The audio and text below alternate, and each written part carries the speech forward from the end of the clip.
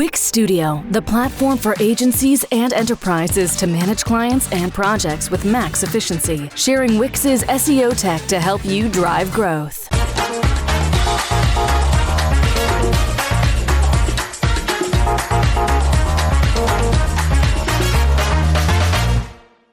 Fix errors, waste, and issues in a couple of clicks. Get alerted whenever you're off track. Sign up at trueclicks.com. Hi everyone, I hope everyone's had a lovely lunch and super excited for the talks that we've got left this afternoon. I'm Kerry, Director of Organic Search at Belstar.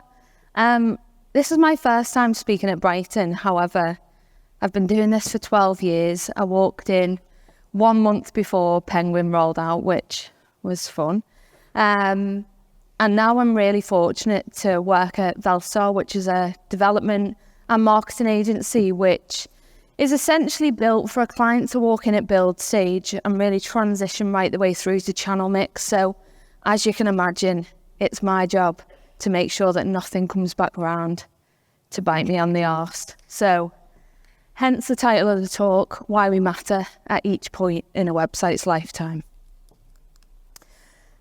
So I was super fortunate to work with my dad from a young age, and we worked in a fast-paced environment, and we really couldn't afford to get the job wrong in the first place and do it twice. So he really taught me to aim to never do that job twice and not rush it. It doesn't mean fly into it and try and get it spot on straight away, but scope all of the external factors that might come back to get you later on down the line and make you go back and do that job twice. So I'm hoping that it's something that's super apparent throughout the slides, and what we're going to go through is our whole aim to get it spot on straight away.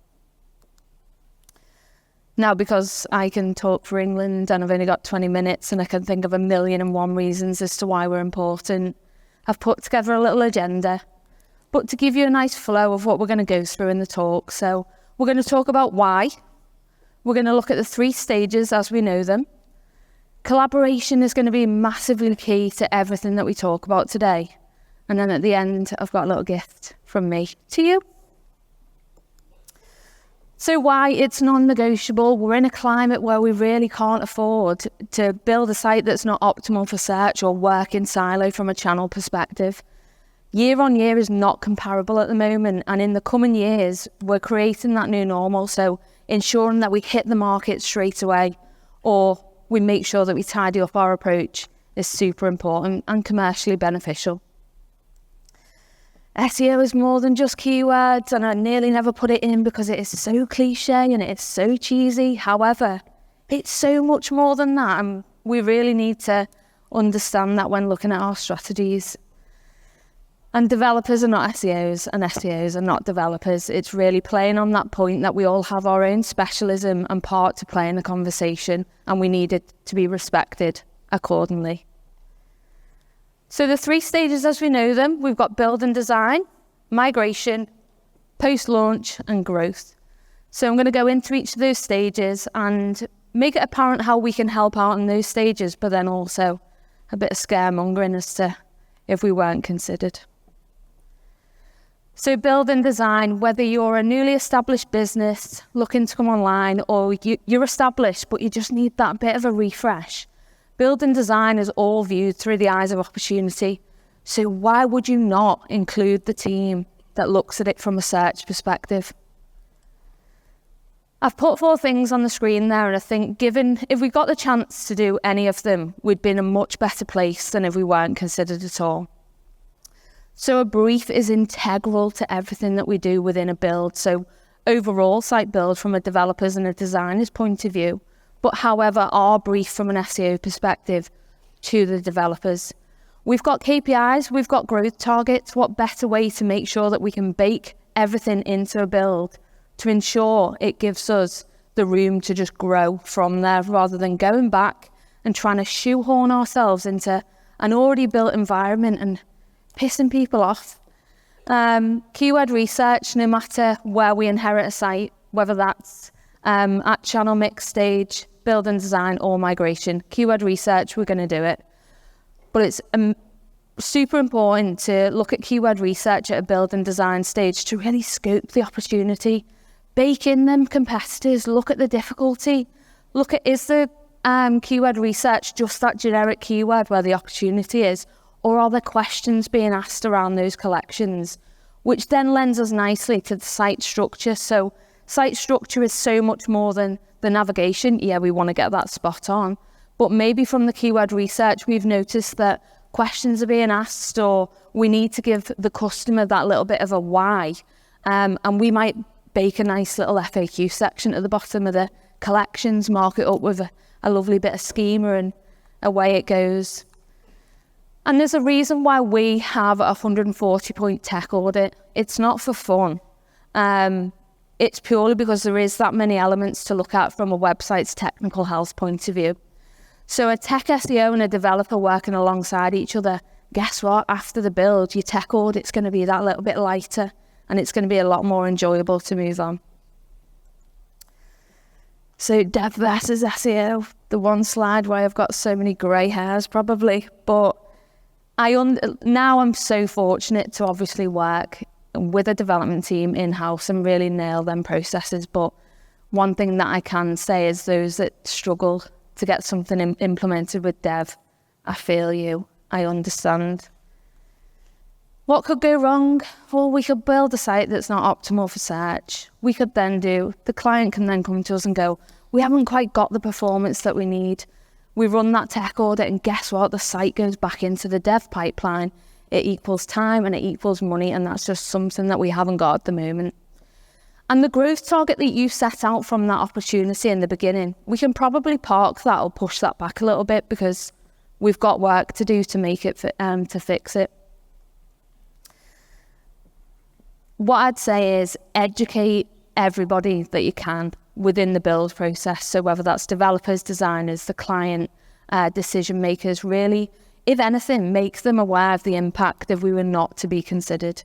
Plan your most viable product and then your most optimum outcome, and hopefully you'll fall somewhat in the middle. And be an opportunist, but go nicely about it. But if you can hear conversations happening where you think that's actually going to affect us from a search perspective, are they loading something via JavaScript and actually we could do it natively and make it that little bit nicer? And I think Comet is a really, really nice case study, and the numbers speak for themselves, but the technical landscape wasn't always clear. We knew that we had hurdles to cross, but one thing that was key to that whole success was Ian and Josh, the client, just came on board, got in the trenches with us, understood it from an education perspective, and worked with us to be able to really achieve those numbers. So that collaborative effort was key to everything. Migration, equally as scary as exciting, right? If we're not involved from the beginning, guess what? SEOs still get the flack for the performance maybe dipping, so include us, please. Scope the beast that you're moving from and you're moving to. We're moving home. Let's look at what we struggle with at the moment and what the capabilities are within the new platform. Are we able to make sure that that authority flows right the way through? We might be able to tidy up a little bit. So do we have content that's currently sitting on the site that it's not really doing that much? So maybe we choose to say, okay, we'll bin that off. We won't do that. Or is there opportunity to then optimize it from the keyword research that we've done? We can pad it out and make it that little bit nicer, but making sure that we seamlessly transition through and are as authoritative as possible. And benchmark. So benchmarking everything within a migration is going to be the key to the success. Sometimes things kick out and it doesn't always go to plan, we know that, but the ability to be reactive and be able to trace that performance back is key. So snapshot your performance at the moment and then again after build. Or migration, sorry. QA at every point. So we know if we're involved early enough on, there is differences that can happen between what we've scoped at the beginning and where we move to. So is it going through a development process where some categories have actually moved, but we've got our URLs mapped out, and when we come to implement them, it's like, oh shit, that's not there anymore.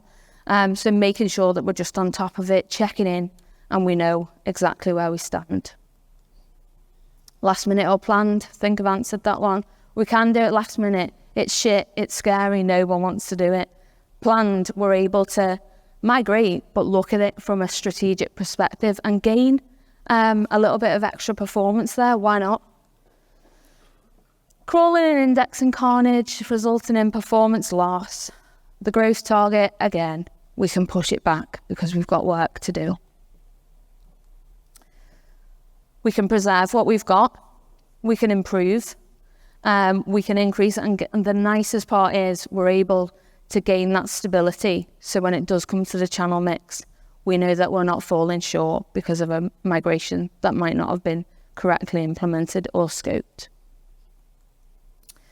So Morphy Richards is a really nice case study for this one. Again, we had really collaborative approach with the client. We had a lot of time to scope what exactly the job was. It's Shopify to Shopify, so it wasn't necessarily a platform change. However, we were moving from .com to .co.uk and we knew that we needed to at least remain consistent. But we got a cheeky little uplift as well. And again, the client played a huge role in that with us. So then Morphy transitioned over to the post-launch and growth stage, as a lot of clients do with us. And this is where we are probably considered the most from an SEO perspective. So this is where we're probably looked at and onboarded. But it becomes very competitive if you're working with teams such as paid, affiliates, or email. I'm fortunate to work with those teams in-house on the client projects, so I understand it's not always the case for everyone, but I can't stress it enough. Link up with those teams. It's not 2012 where we're against each other and hate each other. Like, let's look at where paid are maybe struggling from a ROAS perspective. Have we got any particular strengths that we can take some of their the stuff that's not performing from them? Can we keep it from an earned perspective? And vice versa, if we know that we're working towards a super competitive market, maybe we'll say to paid, we've got a really good buying guide here. Are you able to just promote it a little bit and help us just build that authority? Keyword sharing is huge. We're able to share keywords that we perform. We're able to look at paid campaigns, but we're also able to look at keyword difficulty from an organic point of view and then ROAS from a paid point of view. Seasonality, let's pivot them keywords and make sure that we are working collaboratively, strategizing and making sure it's that one search approach. Doesn't matter who gets it, as long as you've strategized correctly and the client is aware that it comes from a place where there's no cannibalization and stuff like that. I think you won't go wrong. And impact reporting, so if you've got a particularly well-performing campaign, it hasn't got the best ROAS. However, we're looking to move it over to earned because we've got it. It might not always sit that well with the client. So what I'd say is test at the beginning, impact report, and make sure if it goes wrong, you learn from that. However, if it goes right, you carry those learnings on to the other tests and you're able to shift those keywords about having that commercial impact. Working in silo or working together. Working together always. We need to be on each other's team and make sure that it is that collaborative approach. Otherwise, working in silo, you've got performance frustrations, you've got cannibalization and wasted spend. And again, you get a pissed off client wondering why you're not speaking to each other. And the lack of strategy to own your own space. Surely, if we were to ever go through a pandemic again, are you sure that you own your space if marketing budget became limited from a paid perspective? Are we okay to dial that back because we know we've got it sorted from an organic perspective? It's just something to think about. So we can data share, have the ability to be reactive, so we know through seasonal periods from an e-com perspective, our visibility and our keyword shifts might happen because paid naturally has to ramp up their activity. Understanding that is better than not knowing at all. And the impact reporting is massively going to play into that. So with that being said, I'm a lot quicker than I thought I'd be. I've got a little something for you.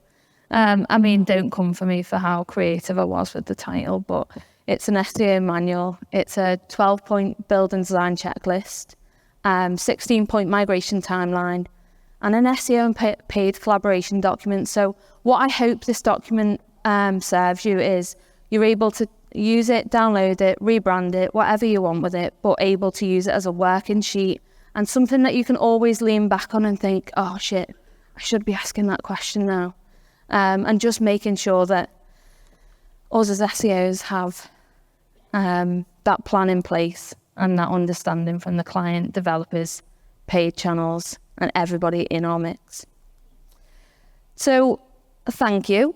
I'm going to stick around afterwards for a bit. If you want to listen to any of the nightmares that I've had when I haven't been considered, then all good. I'm happy to share. But one thing, I appreciate everyone coming to watch the talk. So yeah, thank you.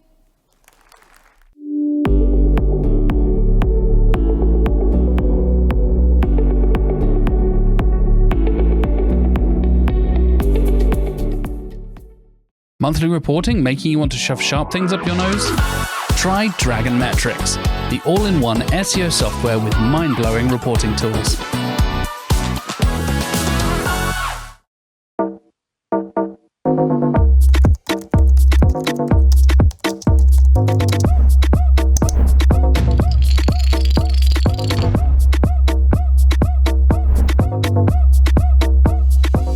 Demand Sphere. Limitless visual insights from the SERPs.